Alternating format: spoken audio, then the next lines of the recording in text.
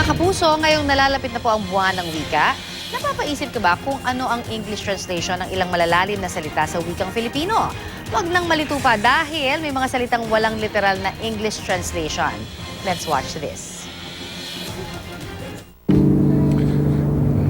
May inibig kita. Hey, I got you some flowers.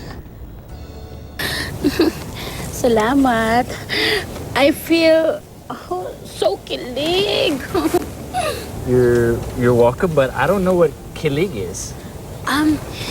Well,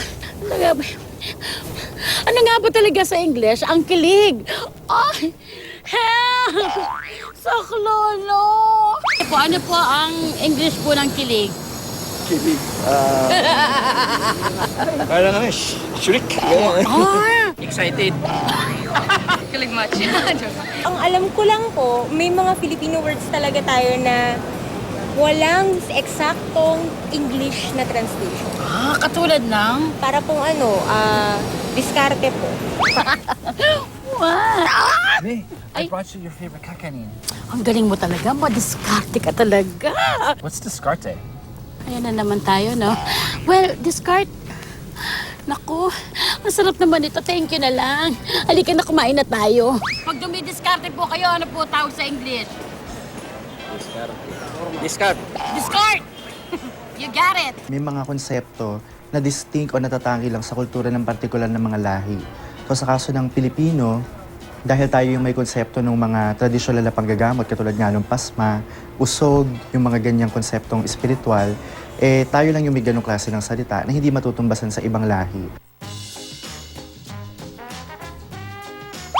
May, Jake? I'm in love with you.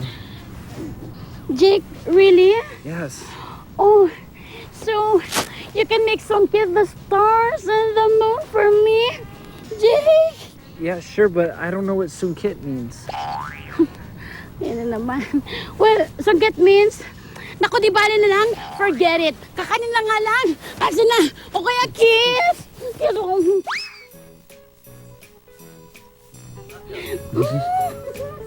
You're so cute. What are you doing?